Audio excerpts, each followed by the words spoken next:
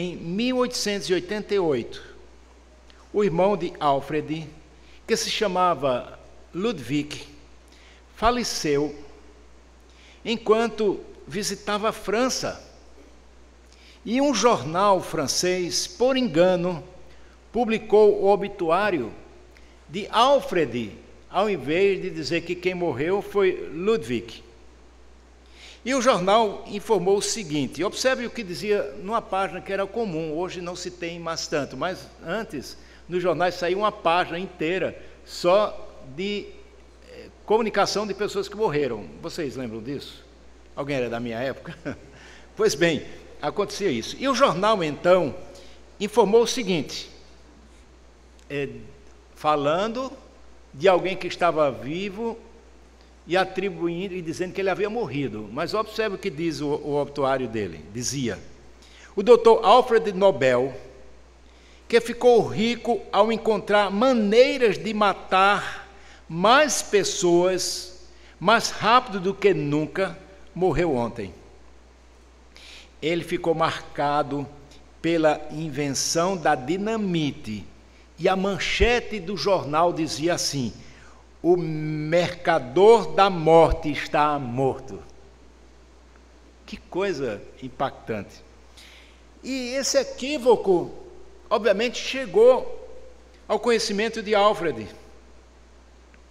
E isso fez com que ele refletisse sobre o fato de como é que ele seria lembrado após a sua morte. Você já parou para pensar como é que as pessoas vão lembrar de você depois que você morrer? Conversa chata, não é? Mas necessária sem dúvida. Há alguns reis de Israel que foi dito assim, que eles morreram, fez o que é mal diante do Senhor, e o povo não sentiu saudade deles. Pois bem, Alfred ficou tremendamente perturbado, e ele não queria ser lembrado como sendo o mercador da morte.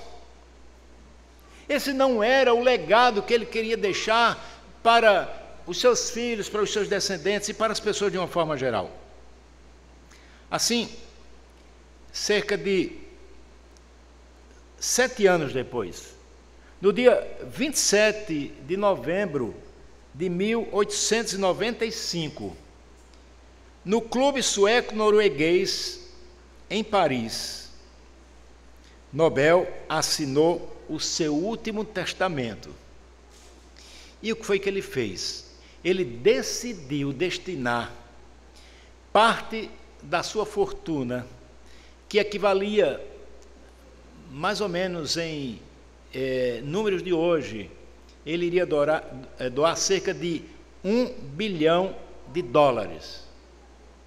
E ele, com isso, criou o chamado Prêmio Nobel, que é dado para diversas celebridades no mundo da economia, no mundo das artes, daqueles que lutam pela paz.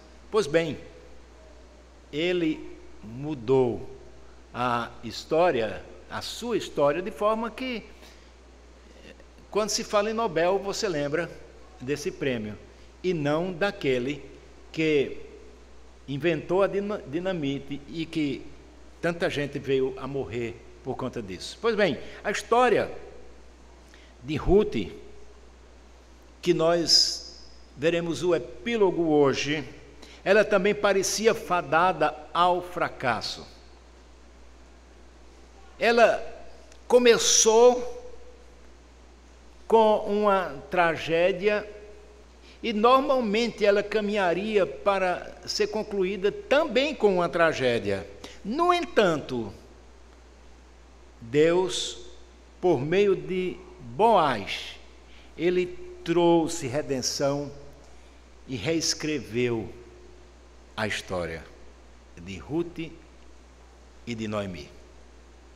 No sermão dessa noite, nós veremos então que Boaz é um tipo de Cristo, o nosso Redentor, que nos livrou dos nossos pecados e transformou definitivamente o nosso destino.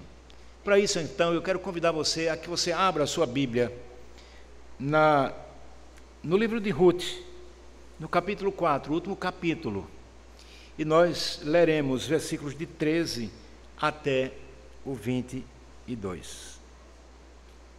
Diz assim o texto sagrado: Assim tomou Boaz a Ruth, e ela passou a ser sua mulher, coabitou com ela, e o Senhor lhe concedeu que concebesse e teve um filho.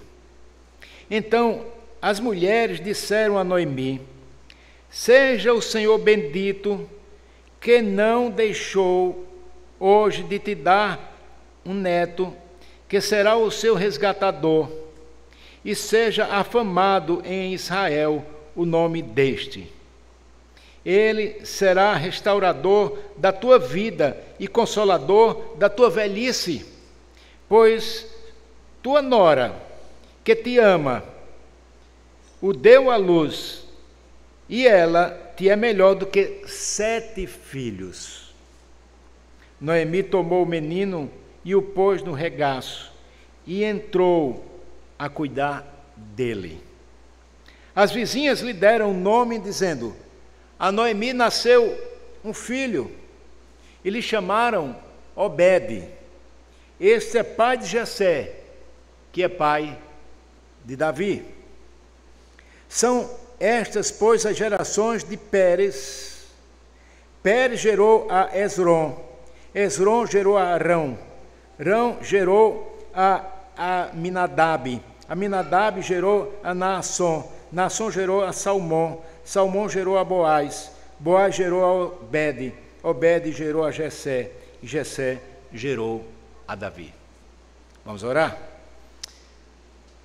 Senhor, agradecemos, Senhor, por essa noite, por esse momento que o Senhor nos dá aqui, de podermos glorificar o Teu nome. Nos abençoa, Senhor, na reflexão dessa mensagem, que nós possamos fazer isso, Senhor, confiados em Ti, e que o Senhor Deus fale aos nossos corações, em nome de Jesus. Amém.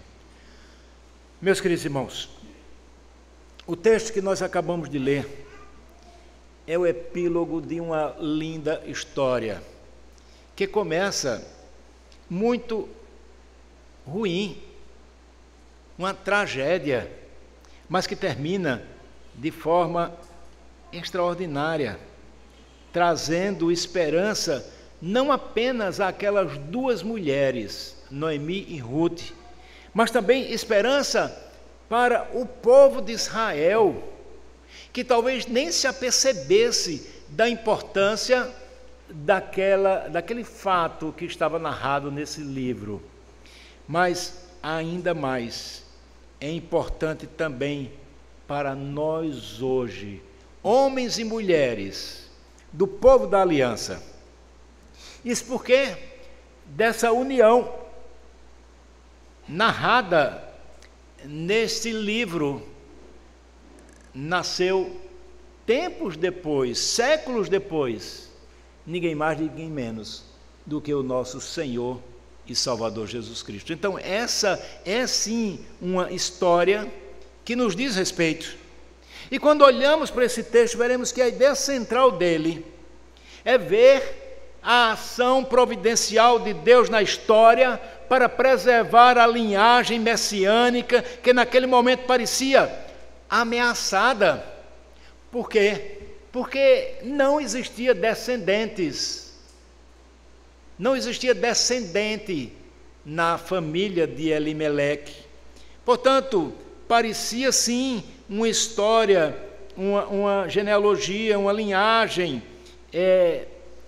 prejudicada, como se uma corrente, um elo de uma corrente estivesse quebrada ou estivesse prestes a se romper, mas nós veremos que Deus, sendo o Senhor da história, Ele vai conectar todas essas coisas.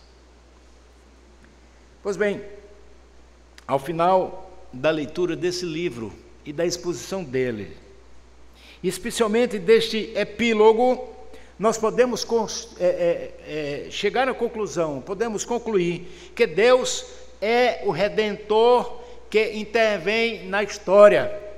Deus não é como pensam alguns, que são denominados de deístas, que são racionais demais, dizendo que Deus, sim, criou o mundo, existe uma força superior, mas depois de criar esse mundo, Deus abandonou o homem à sua própria sorte, e não intervém, e eles usam até a expressão de um relojoeiro, que cria um relógio, dá corda no relógio e o deixa trabalhar sozinho, submisso às suas próprias leis. Mas nós não cremos assim. Nós cremos em um Deus que intervém na história. E isso vai ficar muito claro aqui quando ele restaura de forma maravilhosa essa linhagem que ameaçava ser quebrada, e ele vai conduzir então soberanamente o plano de redenção que vai se consumar quando da volta do nosso Senhor e Salvador Jesus Cristo. Dito isso, eu desejo então refletir com vocês nessa noite sobre o tema o Redentor que restaura a esperança. O Redentor que restaura a esperança. É claro, nós vivemos em um mundo que muita gente já perdeu a esperança na vida. Pessoas que vivem desesperadas, à semelhança daquilo que vivia Noemi e Ruth. E nessa última sessão do livro, ele começa trazendo notícias maravilhosas, boas, de que Boaz tomou finalmente a Ruth como esposa. Um detalhe que chama a atenção é o fato de que Boaz, ele já era um homem de idade avançada. E aqui então o texto nos diz que ele vai casar, já era alguém passado na idade, ele casa com Ruth e ele tem o seu primeiro filho. Eu fiz algumas pesquisas, por exemplo, como na história dos Hebreus de Flávio Joséfo, e conta uma história muito similar a essa da Bíblia, mas existe numa tradição rabínica, talmúdica, que não deve ser levada em consideração como sendo algo inspirado por Deus, de que Boaz havia sim casado, embora não tivesse filhos anteriormente, mas a sua esposa falecera exatamente no momento em que ele, naquele período em que ele conhece a Ruth. Mas essa é uma história à parte que não deve ser levada em consideração, porque o que a Bíblia nos diz é que ele casa com Ruth e não fala que ele tinha descendente, nem que ele tinha outro casamento. E também o caso de Ruth, embora ela fosse viúva, ela não tinha tido filhos, mas Deus concedeu então a Ruth que ela concebesse. E ela então recebe não somente um marido, e ela vai ser mãe pela primeira vez, mas ela recebe também um resgatador, um restaurador. E por isso, ela se torna mãe pela primeira vez de alguém muito importante nessa história da redenção. E após o devido processo legal, aquele acordo que nós vimos em sermões passados, no qual, no portal da cidade, onde se resolviam essas coisas, tendo como testemunha alguns anciãos, e eles, no sinal de acordo, eles trocaram as sandálias, lembram disso? Eu falei aqui para vocês que isso era uma forma, não tinha um cartório que passasse uma ata, mas a ata era aquela, qual era? Boaz dava as suas sandálias para o outro indivíduo, que a Bíblia não diz o nome, só o chama de fulano, e fulano receberia as sandálias de Boaz. Então essa troca acontecia, e isso selava, isso era o sinal, isso era a garantia de que o negócio havia sido fechado. Então Boaz finalmente ele consegue resgatar a Ruth, a Noemi e tudo aquilo que pertencia a Elimeleque, conforme a lei previa. E o texto, então, ele nos informa de que ele tomou Ruth por mulher e ele coabitou com ela. E o Senhor abençoou aquela união, concedendo a bênção de que Ruth ficasse grávida, e passando o tempo determinado, normal, nasceu então o tão esperado filho do casal. Aquele casamento entre Boaz, que era um israelita nato, com uma moabita, que era alguém de uma descendência escanteada, não dava-se importância, principalmente porque era moabita, demonstra sim, meus queridos irmãos, o derramar da graça de Deus, que usou de misericórdia para uma mulher estrangeira, unindo-a definitivamente ao povo da aliança.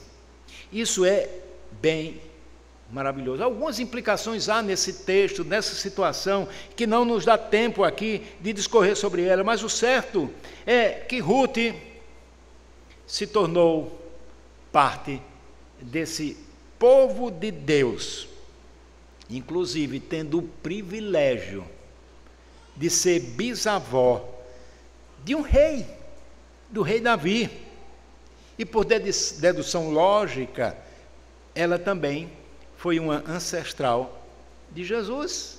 Então isso é uma bênção, é a graça de Deus sendo derramada na vida daquelas mulheres, Noemi e Ruth.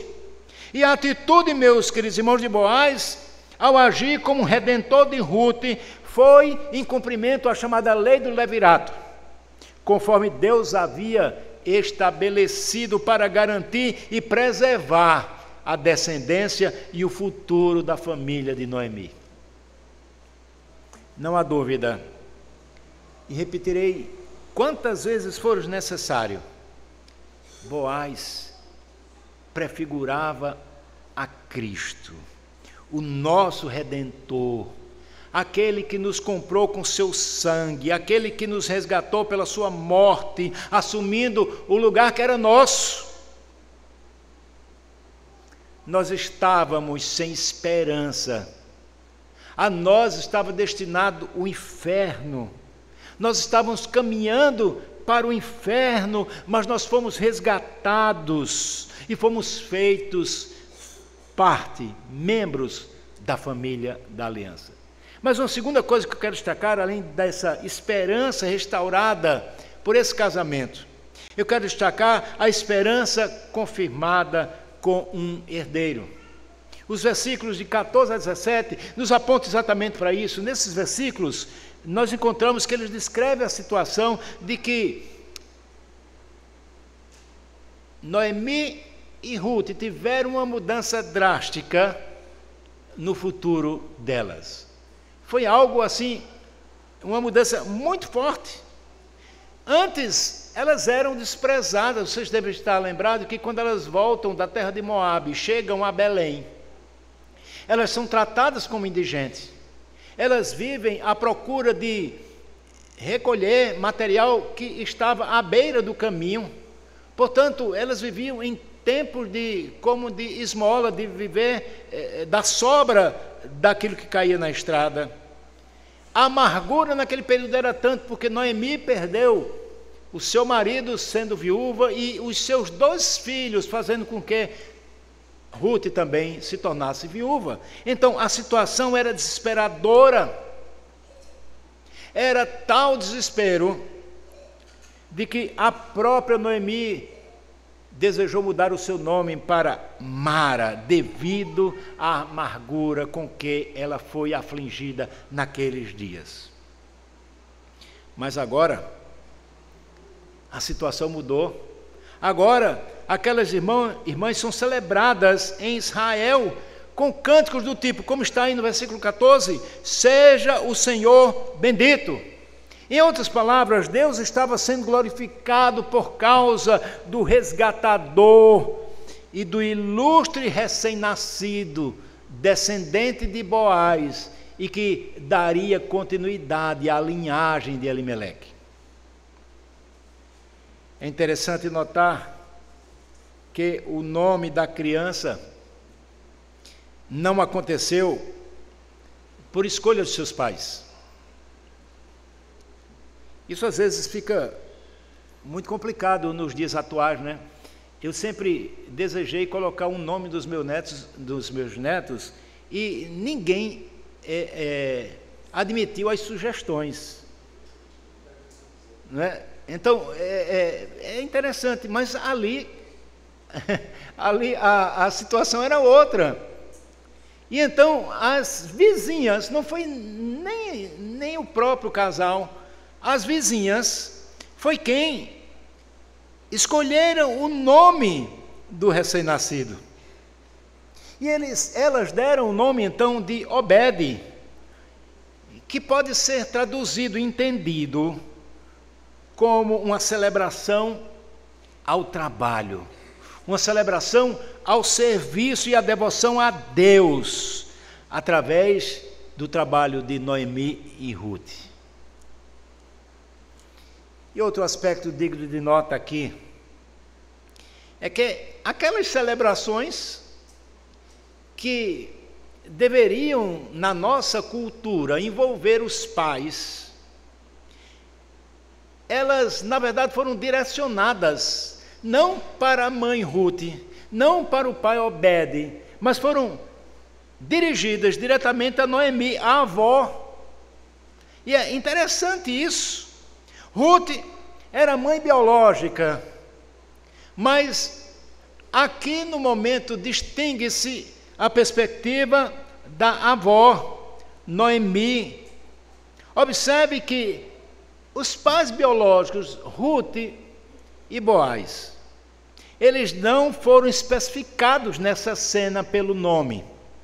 No entanto, Ruth foi exaltada através, ou de forma indireta, sendo chamada de uma mulher virtuosa, que honra aqueles que são mais velhos, sendo considerada, olha que peso, uma mulher mais valiosa do que 7 varões, 7 filhos.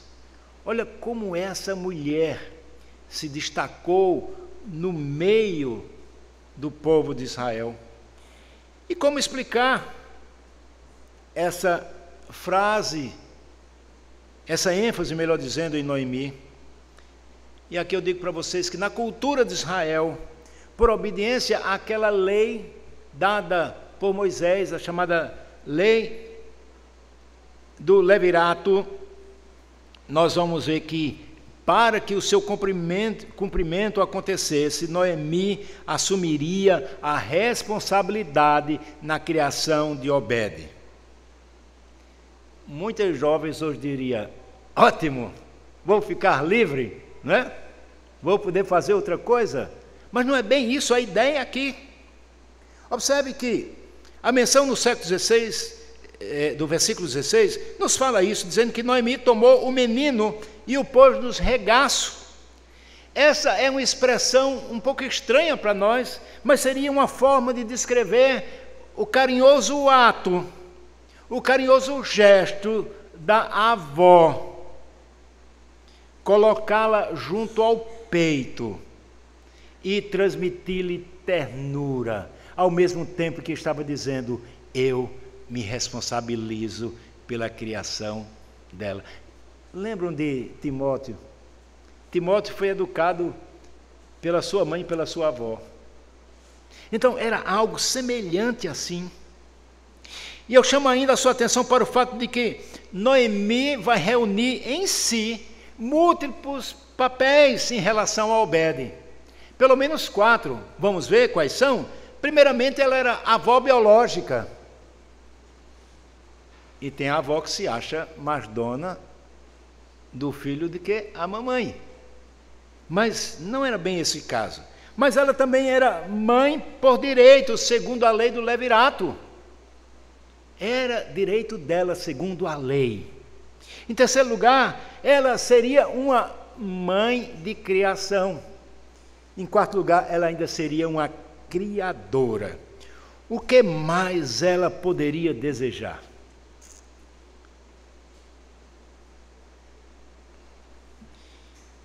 E eu estava dizendo a Jane, quando estava compondo esse sermão, que isso me faz lembrar uma experiência vivida pela família de Jane.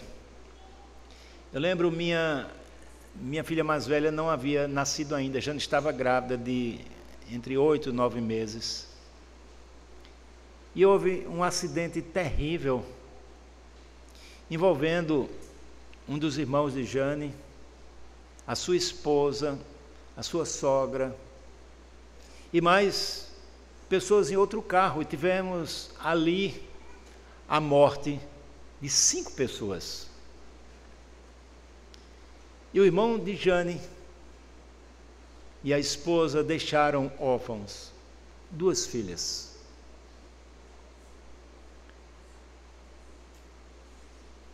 Pela lei, Dona Lindalva, minha sogra, ela teria direito a ser, além de avó biológica, a mãe delas, segundo a lei,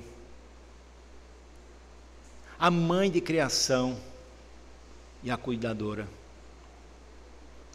Mas, infelizmente, para a tristeza de Dona Lindalva e para a tristeza de muitos, esse direito foi negado.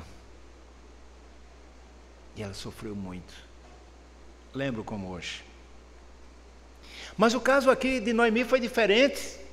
Cumpriu-se tudo isso na vida de Noemi porque era plano de Deus. E eu quero então partir agora para o terceiro ponto, terminando, mostrando a chamada esperança inserida no plano de Deus. Falamos da esperança que é restaurada por um casamento. Segundo lugar, falamos da esperança confirmada com um herdeiro.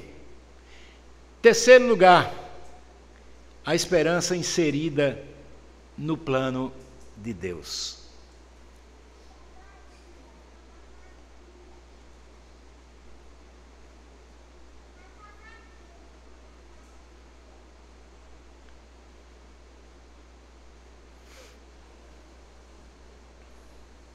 Meus queridos irmãos, o livro é encerrado com 3 versículos que contém a chamada genealogia. E é uma genealogia importante, pois ela revela que aquele elo que faltava foi finalmente preenchido.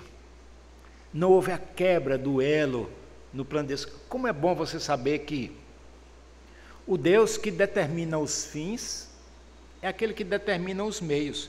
Então, cada passo, cada momento, cada sucessão de momento, cada cronologia acontecida na nossa vida, não é por acaso, acasos não acontecem. Mas é, sim, a ação de Deus na história da redenção. E também na nossa história, não se iludam. Pois bem, mas como nós sabemos, meus queridos irmãos, sempre foi, desde o início, o diabo, inimigo de Deus, e também inimigo nosso. Ele sempre tentou, ao longo da história, impedir o nascimento do Senhor Jesus. Lembram? Ele colocou no coração de Herodes que Herodes matassem a todas as crianças que haviam nascido em Belém, Jerusalém, de 2 anos para baixo.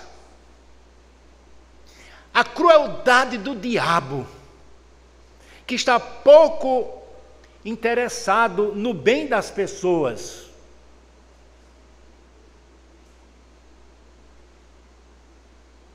Pois bem, desde o início, ele quer evitar a vitória do descendente da mulher. Desde o Éden, o Senhor havia declarado isso. Gênesis 3,15, você pode ler, que diz o seguinte: porém, inimizade entre ti e a mulher, entre a tua descendência e o seu descendente, este te ferirá a cabeça, e tu lhe ferirás o calcanhar. Isso aqui é aquilo que é conhecido como sendo o proto-evangelho, o anúncio do evangelho. A história da redenção, então, meus irmãos, se desenvolve, portanto, nesse contexto de inimizade. Há sempre uma inimizade entre as coisas de Deus e as coisas do mundo. Lembram-se, Deus, a palavra de Deus nos diz isso: você não pode ser amigo de Deus e do mundo. Se você pensa que pode ser assim, você está enganado.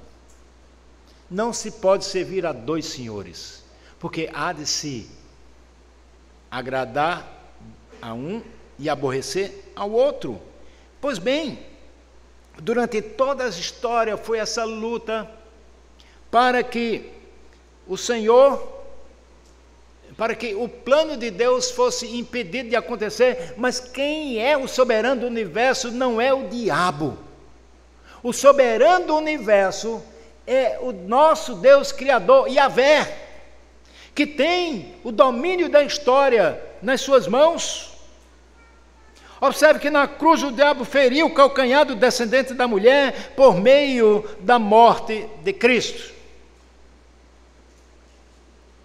Mas em sua ressurreição, esse mesmo descendente feriu a cabeça da antiga serpente, o diabo, ferida mortalmente, e ela finalmente será derrotada quando da segunda vinda do nosso Senhor Jesus Cristo, com poder e glória.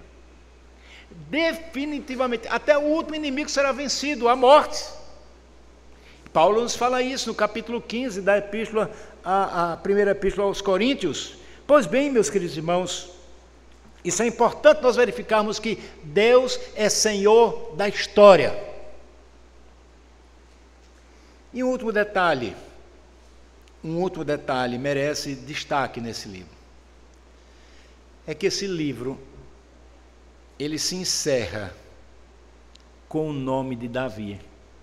Veja aí no seu texto. O último versículo. Obed gerou a Jessé, e Jessé gerou a Davi. Sabe o que isso é interessante? É porque é o único livro de todos os 66 que termina com o nome de um personagem. É esse livro aqui. Além disso, o autor mostrou de maneira admirável pela qual as preces daquelas mulheres foram atendidas. As mulheres Noemi e Rute. Preces essas dirigidas não a falsos deuses, mas unicamente ao Deus de Israel, Yahvé, o único Deus vivo e verdadeiro. Elas haviam então orado, não apenas por uma criança, mas por um cujo nome fosse afamado em Israel, como está no versículo 14, a parte C. E quem melhor, meus irmãos, do que Davi para cumprir com esse propósito? Afamado. Mas muito mais do que Davi, que era também um tipo de Cristo, o mais afamado de todos é o Senhor Jesus Cristo, que se sentará no trono de Davi, para sempre, para julgar a todos os povos e para reinar por toda a eternidade.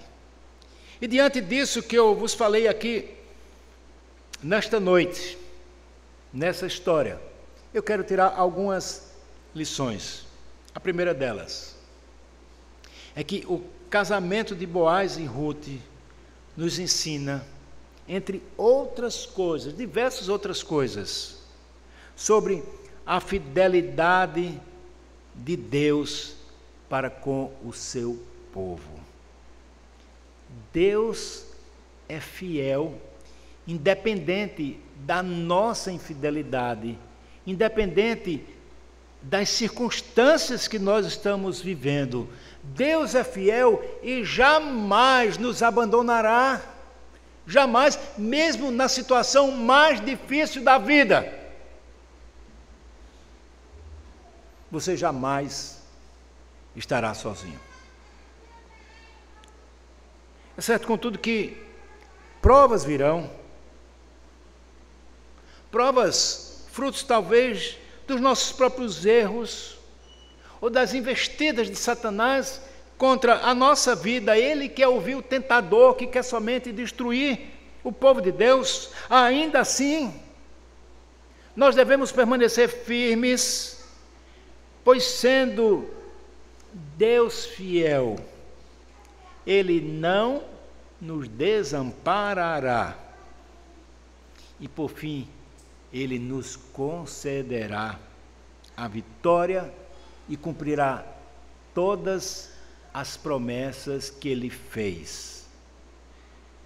Eu trago então aqui o primeiro desafio para você, para cada um de nós. Reconheça a soberania de Deus em cada detalhe da sua vida, seja no âmbito individual ou familiar. Deus tem poder para transformar toda e qualquer circunstância. Segunda lição: jamais podemos esquecer de que nós fomos resgatados dos nossos pecados por aquele que realmente pode nos libertar. Porque às vezes aparecem falsos libertadores. Muitas vezes nos oferece um tipo de libertação para que nós sejamos escravos deles. Ou seja, mudará apenas a mão que vai sustentar a coleira daquele que está preso, escravizado ao pecado. Mas nós fomos libertados por Cristo. Ele é ao mesmo tempo o nosso Redentor, aquele que pôde pagar pelo nosso resgate, e ao mesmo tempo Ele foi a oferta dada por nós.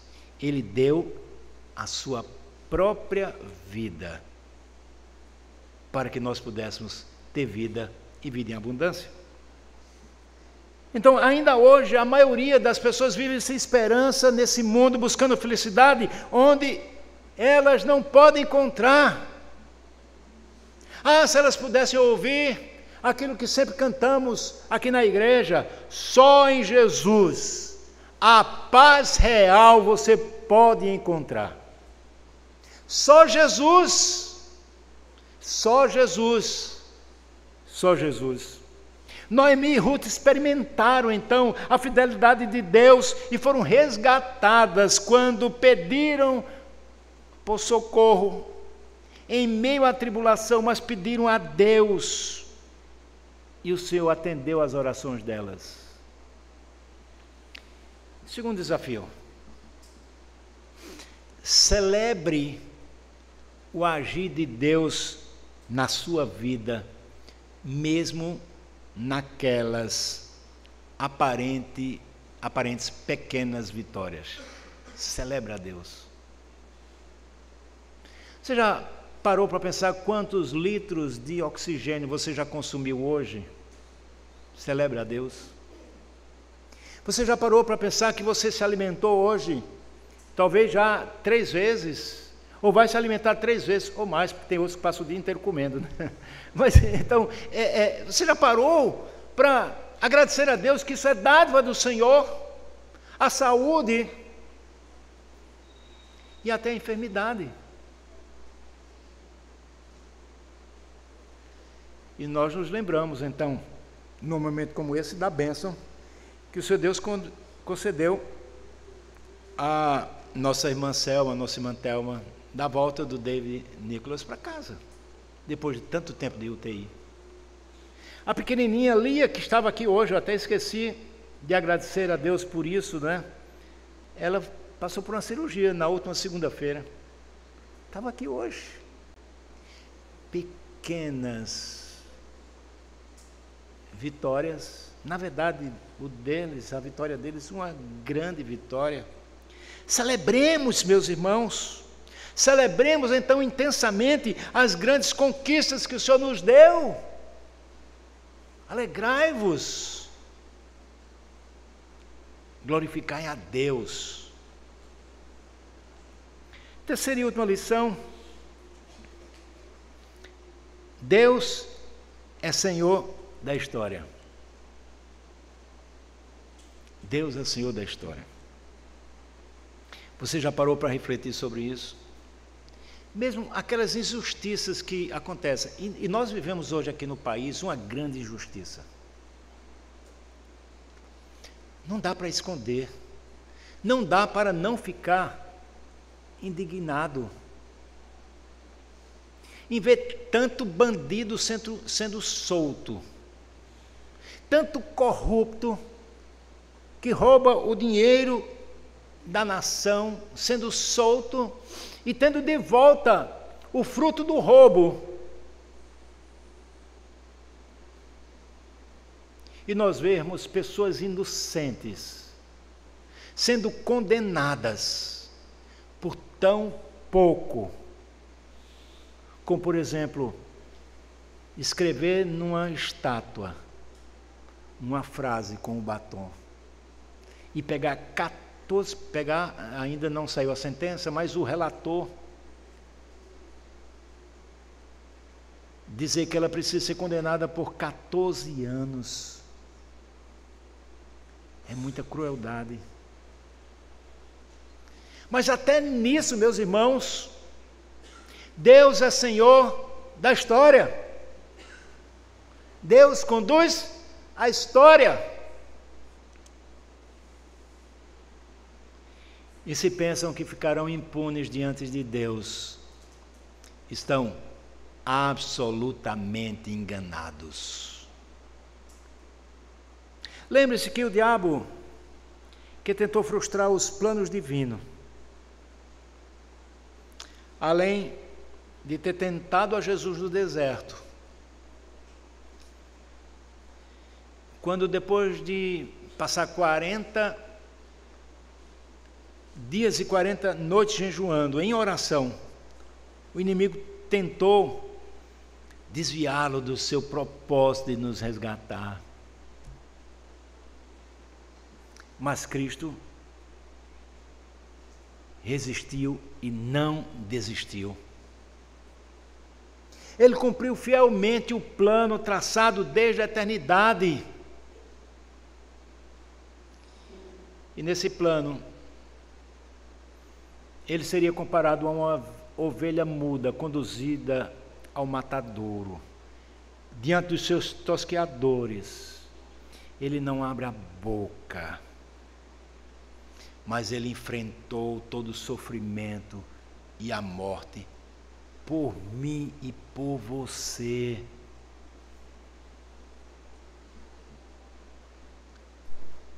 Foi por isso, meus irmãos, que nós fomos enxertados na videira verdadeira. Antes nós não éramos filhos. Nós lemos hoje aqui, na primeira epístola de Pedro, capítulo 2, versículos de 1 a 10, 11, não me lembro agora, exatamente, eu acho que 10. Só para nos dizer, exatamente, 10. O versículo 10 diz isso, que nós não éramos filhos antes, mas passamos a ser filhos. Pela graça de Deus, nós fomos enxertados na videira e hoje nós fazemos parte do povo da aliança comprado com o seu precioso sangue. Gente de todas as tribos, de todos os povos, de todas as raças, de todas as línguas, de todas as nações, todos redimidos e comprados pelo sangue de Cristo, uma grande multidão alcançada pelo seu evangelho, para enfim nós adorarmos o Senhor.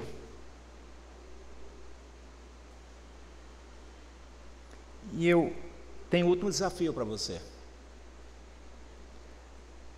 Compartilhe com outras pessoas a esperança que nos alcançou. Quando nós estávamos desesperados, o Senhor supriu a nossa necessidade. Então não sejamos egoístas e compartilhemos com outras pessoas a respeito dessa grande bênção que recebemos. Fale sobre a família da aliança. Convide-as para vir a Jesus, o nosso Senhor e o nosso Redentor, e você vai ver como é gostoso poder compartilhar disso com pessoas e ver que elas foram alcançadas por esse Evangelho e tiveram também as suas vidas transformadas, como nós também tivemos as nossas vidas transformadas. E eu concluo o sermão dizendo o seguinte: essa é a última mensagem dessa série no livro de Ruth. E embora, humanamente falando, Noemi, Ruth e Boaz pareçam ser os protagonistas da história, na verdade, o grande nome da história, ainda que não tenha sido falado diretamente em nenhum momento desse livro, o grande protagonista da história é o nosso Redentor, o Senhor Jesus Cristo. Todo esse drama se desenrola, meus queridos irmãos, debaixo da égide do soberano do universo, do Deus da aliança, que sendo fiel, cumpre todas as suas promessas feitas ao seu povo.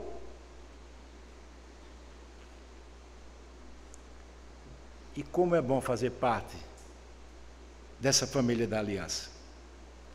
Na próxima vez que nos encontrarmos aqui, eu iniciarei uma nova série de mensagens expositivas e homileticamente orientadas, agora nos livros de 1º e 2º Samuel. Será uma jornada longa, na qual nós também estaremos experimentando e vendo aquilo que Deus realizou na história. Inclusive veremos o bisneto de Ruth, Davi, que encerra essa história que é contada em 1º e 2º Samuel. Que Deus nos abençoe. E eu quero convidar agora a cantarmos juntos. Eu convido a igreja a se colocar de pé.